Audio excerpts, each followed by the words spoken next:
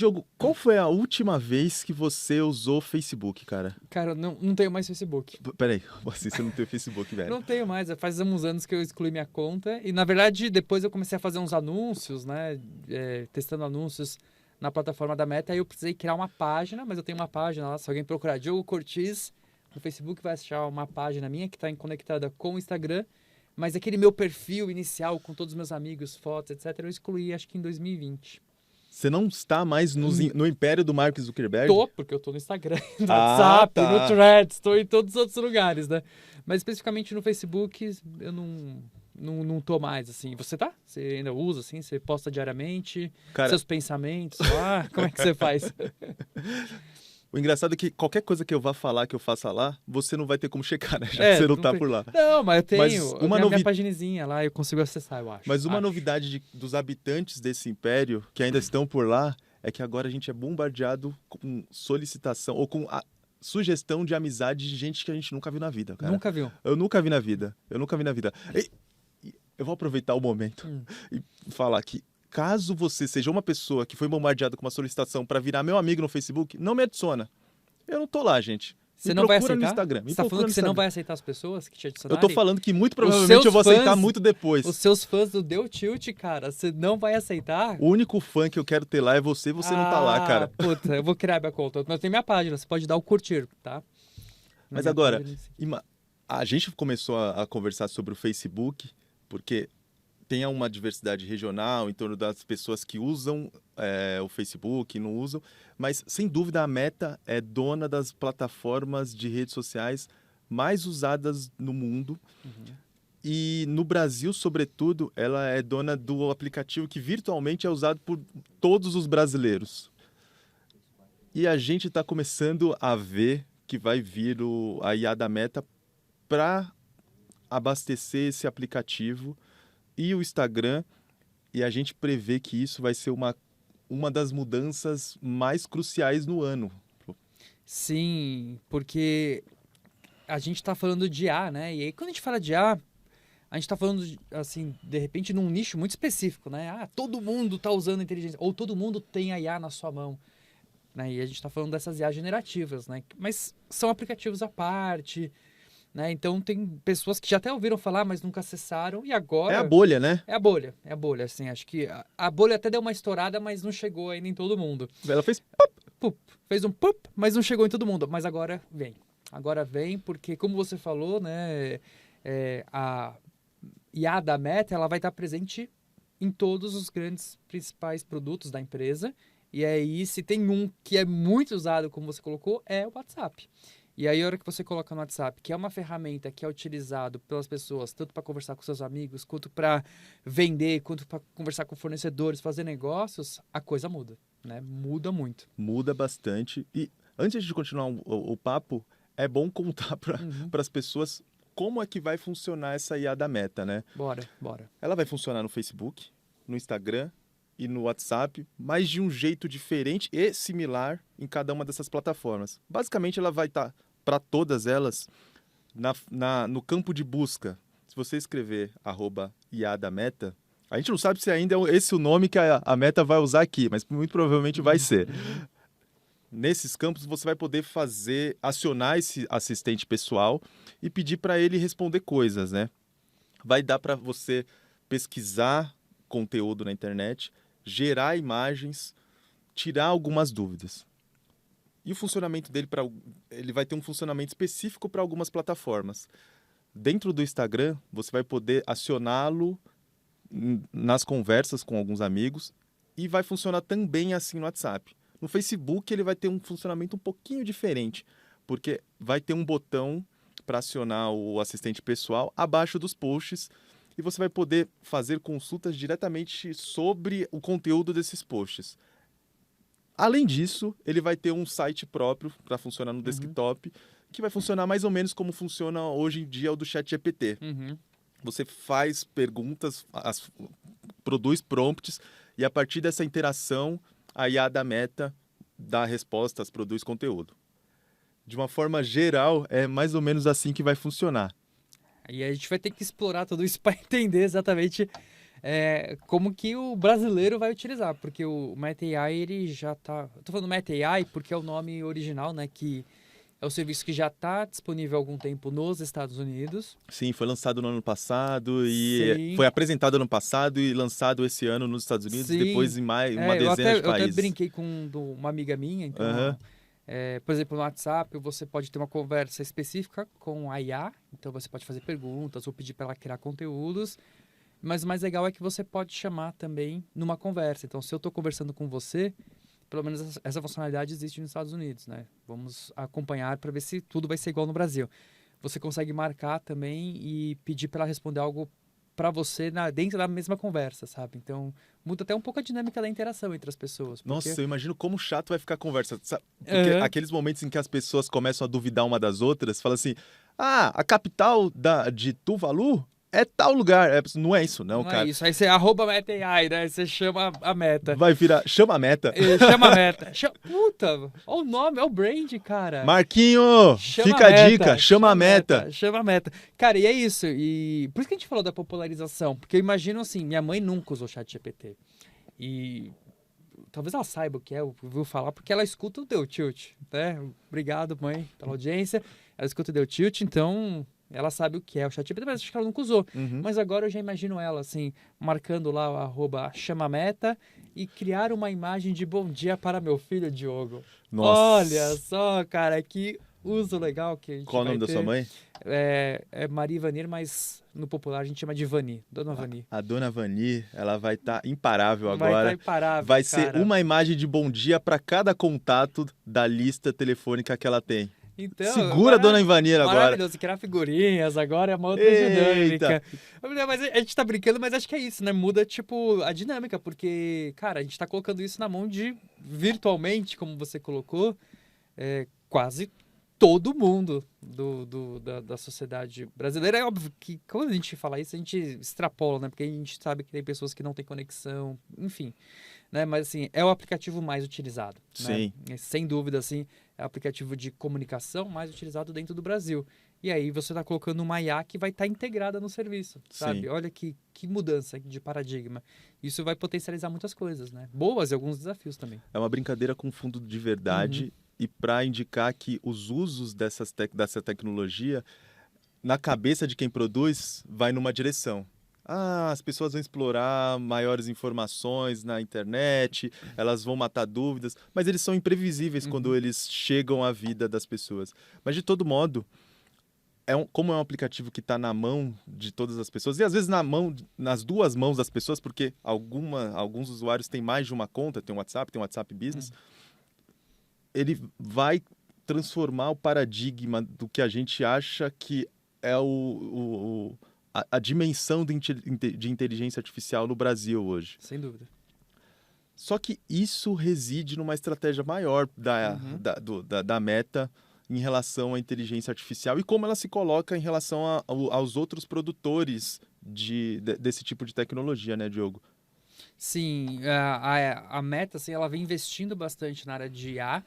Então, apesar de muita gente achar, não, a Meta está chegando só agora no universo de IA, ela está chegando agora com essa aplicação para o usuário final, mas pensando como uma empresa que gera pesquisa em inteligência artificial, ela é uma das que está há mais tempo. Então, tem um laboratório que é o FAIR, que era antigamente Facebook AI Research, que era um dos mais avançados. Assim. Tá na hora de mudar para MER.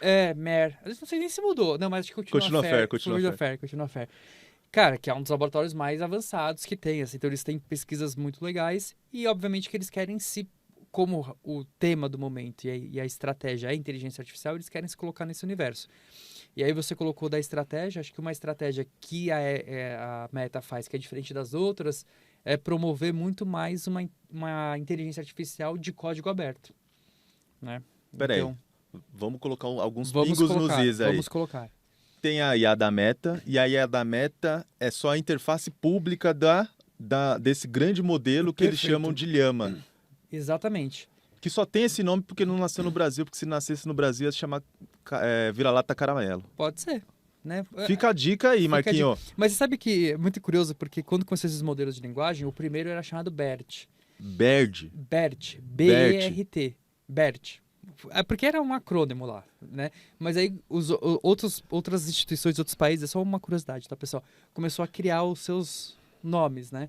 E aí, tipo, por exemplo, um grupo da França criou essa IA em francês. Aí chamou de Camembert, que é o queijo Camembert. Né? Em português tem o Bertimbau, né? Sei lá, enfim, mais só curiosidade aqui. Mas é isso, né? Então você tem, quando a gente está falando da IA, a gente tem que pensar em camadas. A gente tem geralmente os modelos, e aí esses modelos muito grandes, que são modelos que entendem muito bem a linguagem, são modelos que conseguem criar coisas, essas IAs generativas. Na área técnica, acadêmica, a gente dá um nome que chama de modelo fundacional, porque ele é como se fosse uma fundação mesmo. Na área acadêmica vocês chamam assim, e aqui entre os plebeus a gente chama de modelão. Modelão. Ou linguajão. O linguajão, a gente O já linguajão. conversou. Se você está chegando agora, nos episódios anteriores, a gente já falou que LLM, ou Large Language Model, ou modelo de linguagem, a gente chama de linguajão aqui. Ou modelão. Então, aí tem esse modelão, que acaba representando ali as coisas, e aí a partir disso você consegue desenvolver diferentes aplicações. E aí no caso da IA da Meta, ou Meta AI, é um serviço que é desenvolvido utilizando esse modelo que é o Llama 3. Só que o Llama 3 ele também está disponível, por exemplo, para que você, caso você tenha uma empresa e queira desenvolver algo específico, você consegue utilizar esse modelo para customizar a sua própria aplicação. E isso está disponível aonde? Nos principais serviços de nuvem, né, Elton? Sim, isso já tem a ver com um pouco com a estratégia da Meta. Ao pegar o Llama, ai, nome fofinho, né? Uhum. Eu já penso naquele bichinho cuspindo na nossa cara, que legal. Fofinho. Ao pegar o Llama e colocar nas lojas dos principais fabricantes de inteligência artificial, um objetivo da Meta é fazer com que o sistema dela seja usado por várias empresas e, de alguma forma, ela possa estar presente na gênese da estratégia de IA de corporações no mundo inteiro. É muito parecido com o que a Meta fez quando ela lançou o Curtir, que era um feature, era uma função dentro das redes sociais, ou seja, o Diogo, quando ele estava no império do Mark Zuckerberg, postava alguma coisa, eu ia lá e curtia, mas só que esse recurso também fazia parte do API do Google, que algumas empresas poderiam integrar nos seus sites e fazer com que o sistema de interação dos comentários fosse do Facebook. E virtualmente o Facebook virou sócio de boa parte das companhias. Com essa estratégia de varejo do Llama estar nas várias plataformas de inteligência artificial, a gente percebe que esse modelo, essa estratégia é replicada. Isso do ponto de vista de negócio e do ponto de vista do usuário, a chegada da IA da Meta às várias plataformas mais populares que existem na Meta é um jeito de fazer com que ela seja conhecida por quem usa. Ou seja, de alguma forma a Meta está atuando nessas duas frentes. E uma estratégia bastante completa, né? Porque ao mesmo tempo que ela tem um modelo que está disponível para outros desenvolvedores utilizarem, como você colocou, né, nas principais lojas ou nas principais nuvens, né? Então, hoje, comerciais, você tem disponível lá o modelo Llama para você utilizar, customizar, desenvolver em cima. Isso é muito bom para quem está criando e desenvolvendo e adotando inteligência artificial, só que você também tem todo um ecossistema de uso da IA. E aí eu acho que a Meta sai muito bem, porque a gente vem discutindo bastante que a inteligência artificial ela é o meio e não o fim. E vai se dar bem quem conseguir criar melhor o ecossistema em torno da sua IA. Então, a Microsoft vem fazendo isso muito bem para a computação pessoal. Então, colocou o Copilot, cara, em tudo, né? Tá no Windows, tá no Word, tá no Excel, tá no Outlook, tá em todas as plataformas. E a Meta tá fazendo isso colocando a IA dentro de aplicações que o pessoal usa diariamente, né? Então, Instagram, WhatsApp, Facebook, e você não precisa sair dali. Você pode chama a Meta e aí ela te responde e gera seu conteúdo.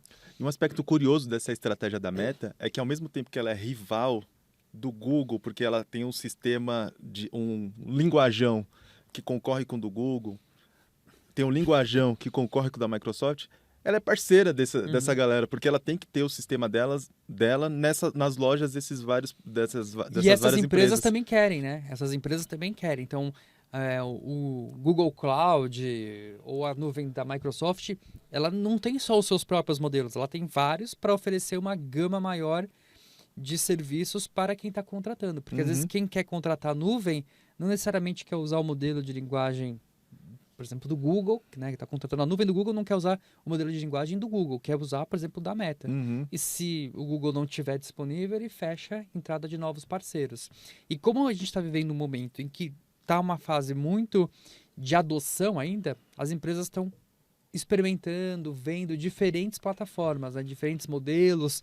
Então, acho que faz parte da estratégia, né? Quanto mais eu ofereço, né, uma gama maior de serviços, de possibilidades, mais eu aumento a probabilidade de atrair novos clientes. É muito bonita essa estratégia de mais que amigas, amigas.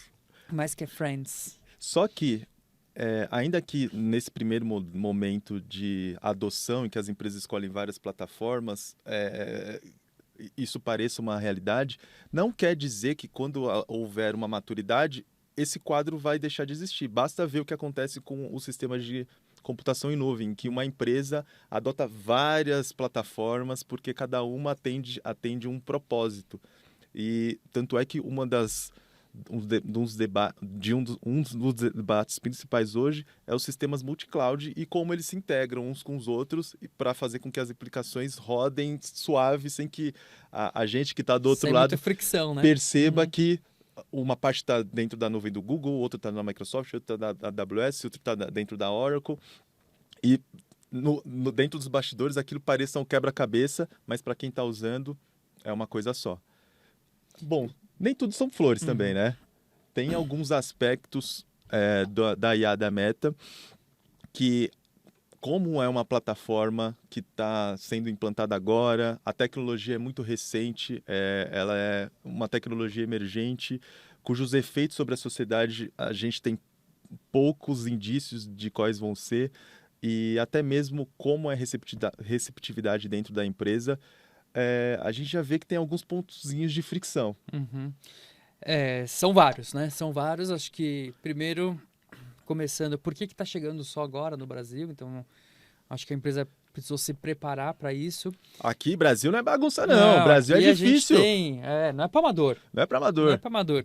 Então, acho que um dos primeiro desafio que a gente tem, eu acho que é a representação de outros idiomas, de outras línguas, dentro desses modelos, dos modelões. Então, por exemplo, o Llama 3, que é o da Meta, está até no site da Meta. Ele foi treinado com 95% dos dados em inglês e os outros 5% nas outras línguas. Quer dizer que ele não fala português? Fala. Mas quer dizer que muitas vezes ele está fazendo tradução e nesse processo de tradução a gente perde questões semânticas importantes. Tal. Então tem um desafio aí. Trocando em miúdos, na nossa conversa de WhatsApp agora a gente vai ter um gringo falando com nós. Vai ter um gringo falando com nós, cara. Traduzindo, né? Beleza, usando um tradutor. Vai ser incrível isso. Vamos ver como ele vai se comportar. Então tem isso, né? Tem um aspecto de uma representação cultural que aí pode levar a alguns desafios, né? Então, mas tudo isso é bem legal pra gente... É um momento legal. A gente que trabalha com pesquisa, a gente fica super empolgado porque, cara, é um ambiente, né, pra gente estudar como que vai ser o comportamento das pessoas com o uso disso. E é uma coisa, assim, imprevisível, né?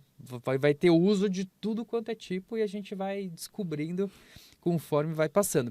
E aí, por isso que a empresa também, ela foca bastante nessa questão de segurança. Então, que é justamente construir esses guardrails, nossa, nome chique, né? Mas basicamente seria esses critérios de segurança para a IA não ter um comportamento que não é desejado, né? Então, se cria critérios de segurança, então não pode criar imagens de tal forma, não pode criar pornografia, então ela vai criando esses guardrails para garantir um sistema mais seguro, né? Geralmente, você consegue resultados bons, mas o principal desafio de qualquer empresa que desenvolve inteligência artificial é que o ser humano ele é imprevisível. Ele é imprevisível. E ele pode, cara, pensar num prompt que nunca ninguém pensou antes, sabe? E aí ele consegue escapar do guardrail. E isso vai acontecer eventualmente. E tem um outro desafio, que esses guardrails, eles funcionam muito bem no inglês. E aí, às vezes, em outras línguas, ele funciona um pouco pior. E aí, uma coisa que você não consegue fazer em inglês, um resultado, uma imagem ali que é totalmente negada em inglês, a inteligência artificial cria em outras línguas. E aí pode criar no português, né? Vai ser divertidíssimo ver também como a IA da Meta vai interagir quando as pessoas começaram a fazer prompts com gírias ou com Nossa, tô palavras louco. que A só galera da existem, quebrada, nossa, só vai ser existem em uma maravilhoso, região, né? entende? Isso que vai ser legal, de ver como é que vai se comportar. A gente não sabe, né? Até porque, assim, os dados que a gente tem é que o português, ele tem uma baixa representatividade no modelo. Sim. E aí eu tô falando do português padrão, Uhum. né? E no Brasil a gente não fala um português padrão, a gente tem muitas diversificações. Então é isso que vai ser interessante acompanhar. E isso nos leva para um outro ponto controverso, que é como esse modelo da Meta vai aprender como que a gente interage aqui. E aí a estratégia da empresa foi em duas frentes. Uma é treiná-la com dados públicos da Meta, que rolam dentro do Facebook e do Instagram. Fazer o modelo ser bombardeado com o nosso jeitinho brasileiro, como a gente fala com algumas coisas, como a gente interage, como a gente reage, como a gente lida com determinadas questões, como algumas coisas que a gente fala geralmente tem mais de um sentido, ou seja, ele é uma questão polissêmica. E do outro ponto de vista, em outra frente, a Meta já começou a treinar o sistema com dados dos usuários, ainda que sejam públicos, mas dados produzidos pelos usuários. O que muita gente não sabe. O que muita gente não sabe. Muita gente não sabe. Não sabe porque a comunicação disso não foi tão boa. É claro. Se você vir... vai ficar comunicando assim? E se você vir tentar fuçar dentro do aplicativo do Facebook ou do Instagram, também não é lá muito difícil de achar, não. Não é muito fácil de achar, não. Não acha. Não acha. Então é isso. Então você, né, que está acompanhando o teu Tilt, saiba que tudo que você posta hoje no Instagram, no Facebook, está sendo utilizado para treinar inteligência artificial. Mas existe uma forma, né, Elton, de você pedir para que isso não seja feito. Ou seja, eu não quero que os meus conteúdos sejam usados para treinar inteligência artificial. Mas não é tão fácil, né, Elton? Não é tão fácil. Você já foi a cartório? Já fui ao cartório, cara. É meu maior pesadelo. É o seu maior pesadelo? É o meu maior pesadelo. A partir de agora, se você não quiser que a Meta use seus dados para treinar a IA dela, você vai ter que ir no cartorião do seu Mark. Porque o processo para falar, pare de usar meus dados, não é complexo, mas ele é tão trabalhoso que envolve, inclusive, em algum momento, você responder e justificar por e-mail, porque você não quer que os seus dados sejam usados para treinamento. E para achar o formulário, precisa de um tutorial, né? Precisa de um tutorial. De um manual, porque você tem que dar uma opção dentro da outra opção, dentro da outra opção, e aí você acha um link, que aí você clica, aparece o tal do formulário que você tem que justificar, e mesmo assim... Eles podem dizer não. Não, os seus dados, você não tem uma justificativa boa. Você não tem uma justificativa plausível. É. Eu não sei se isso está dentro das prerrogativas da Lei Geral de Proteção de Dados, que é, inclusive, o único motivo pelo qual a Meta faz isso no Brasil. De oferecer um opt-out. O opt-out, porque nos Estados Unidos isso não existe, é uma coisa nossa.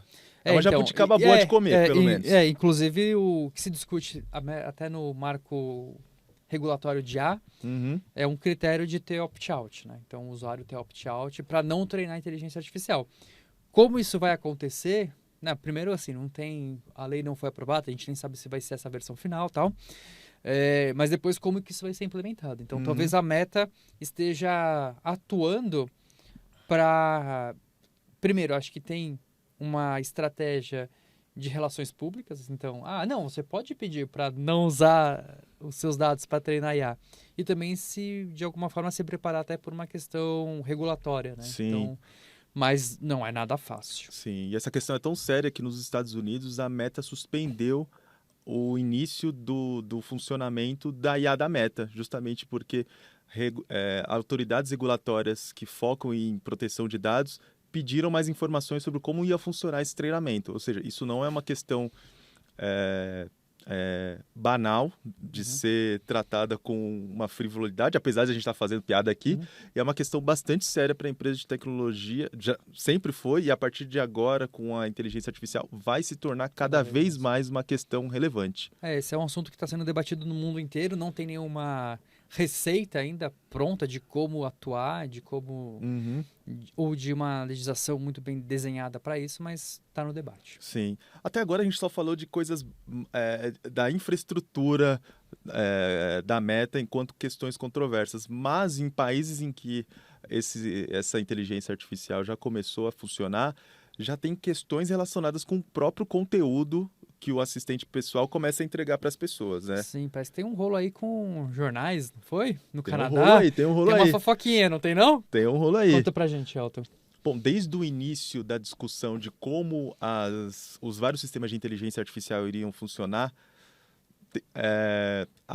há uma discussão de uma remuneração de quem publica conteúdo de qualidade que é utilizado por esses sistemas, como a gente já comentou aqui, Uhum. para treinar o modelão. Ou para responder, ou só para circular tráfego na plataforma Exato, também, né? exato.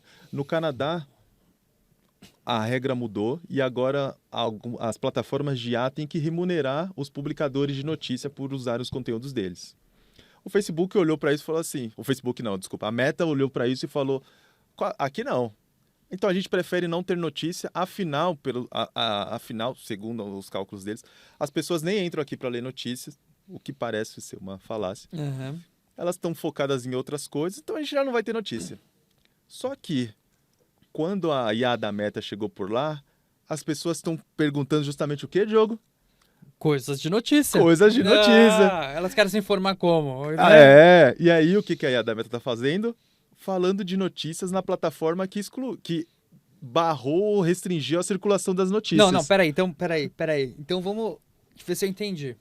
Você está dizendo que o Chama Meta... O Chama Meta. Que no Canadá é Call Meta. Call Meta, né? Better Call Meta. Então a pessoa pergunta alguma coisa, a inteligência artificial da Meta vai lá no jornal, dá uma espiadinha. Dá aquela espiadinha assim. Opa! E volta e responde? Volta e responde. Mas não pode colocar o link. Não pode colocar link. Entendi. Não pode colocar o link. E a outra questão controversa é que para algumas publicações que tem paywall, que é um nome chato para cancela, somente para assinantes, acontece exatamente isso que você disse também. Aí o Better Call Meta dá uma olhadinha, e antes de voltar para o usuário... Nem assinou. Nem assinou. O Meta AI nem assinou o jornal, cara? Nem assinou, mas antes de voltar para o jornal, vê se outro veículo publicou alguma coisa a partir daquele material e cita outro veículo. É mesmo? É mesmo. Pô, aí é cara de pau demais, hein? Aí... É claro que, nesse primeiro momento, quando o uso da tecnologia é imprevisível e muitos desses casos ainda estão em aberto de como eles vão ser regulados, isso vai acontecer mesmo. Até porque tem uma questão técnica, né? Porque Sim. Às vezes eles treinaram para, busca esse conteúdo na internet, nesse momento eles nem conseguem ainda, talvez, determinar se é ou não um veículo que eles podem ler e tal. Então, acho que esse é um problema que tem, né?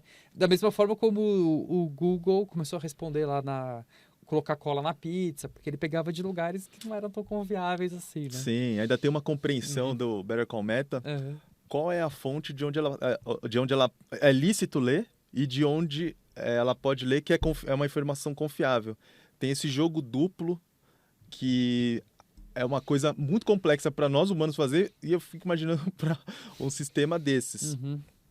É compreensível, mas também tem uma questão de modelo de negócios, né? Que Sim. precisa ser pensado aí e jogar claro com as big techs, né? Porque senão elas só vão consumir esses conteúdos e não vão ter nenhuma remuneração em troca. Exato. Para todos os tipos de criadores de conteúdos, né? Tanto jornais, revistas, como pessoas independentes, artistas, autores de livros, editoras, né? É todo um ecossistema que precisa ser pensado. O lado positivo é que muito provavelmente pela primeira vez desde que surgiu a internet, uma inovação tecnológica está surgindo quase que em par e passo com as discussões de como vão ser remuneradas as pessoas que produzem conteúdo que abastecem essa inovação. Não aconteceu isso com as redes sociais, mas está acontecendo, ainda que de uma forma um pouco mais lenta do que a adoção de inteligência artificial, com esses sistemas de Large Language Model, os linguajão. Só que essa negociação ocorre de uma forma muito mais lenta do que a adoção de IA. Ah, com certeza. E muito provavelmente os acordos vão sair depois que os conteúdos já tiverem sido usados para treinar, para dar a resposta para um sem número de pessoas. Ou seja, a tecnologia anda muito mais ágil do que qualquer outra coisa e instância da nossa sociedade. E isso me faz pensar já em como vai ser as consequências e os desdobramentos da adoção dos LLMs, dos linguajões, para as várias plataformas de tecnologia. Porque a gente até usa esse termo, né? Plataforma. E plataforma geralmente é algo que conecta alguém a outra pessoa e essas pessoas produzem conteúdo. O que essas big techs sempre alegaram e elas sempre argumentam é que elas fornecem o campo e as pessoas é quem joga. Mas com a implantação dos LLMs delas, elas entram no jogo e elas também produzem conteúdo. Sim, e é uma coisa que... Esse é um argumento que as Big Techs sempre usaram para tentar meio que se livrar das responsabilidades. Sim. Que assim, ó, eu sou uma plataforma, as pessoas estão criando conteúdos e trocando entre si. Isso foi verdade num primeiro momento, em que tudo que era publicado acontecia e era divulgado numa forma cronológica. Mas isso parou de ser verdade, não sei se você concorda, no momento em que colocaram algoritmos e esses algoritmos começam a decidir o que cada pessoa vai ver. Então já não tem mais uma isenção da plataforma. Já, porque se falava muito, a internet, quando começa a se debater regulação, responsabilidades e tal, a internet é o espelho da sociedade. Se falava bastante disso. Eu falava, não, com as plataformas só se for um espelho bastante distorcido, porque ela que escolhe quem vai ver e tal. Então ela começa a criar regras do jogo e controla todo o debate. Então isso já não é bem verdade desde quando você tem esses feeds que são feitos por algoritmos. E agora muda ainda mais o cenário, como você colocou. Eu nem tinha parado para pensar nisso. Assim, foi um site muito bom que você trouxe. Que agora ela está participando do processo, inclusive, de criação de conteúdo. Exato. E com, as Big Techs participando do processo de criação de conteúdo, elas deixam de ocupar essa casinha de apenas provedoras de uma plataforma e elas vão para um outro campo que elas sempre repudiaram estar. E a partir daí, os reguladores vão tomar decisões com base nessa outra posição. Nossa, vai ser muito legal acompanhar esse debate. Porque eles podem até justificar, não, mas quem está pilotando a IA é o humano. Tá, mas o humano dá o prompt, só que... Nossa, é um debate muito bom. Eu quero ver o duplo twist carpado para justificar esse tipo de coisa. Porque não, é o ser humano que está pilotando, tá? Mas o conteúdo acaba sendo co-criado, né? E aí entra todo aquele rolo, né? De onde começa a co-criação, onde fica, tal, com inteligência artificial. Muda todo o cenário. A treta é tão grande que eu acho que se a gente chamar a Meta no WhatsApp, muito provavelmente ela não vai responder e é por isso que a gente vai ficando por aqui, porque em algum momento no futuro a gente volta à conversa. Qual?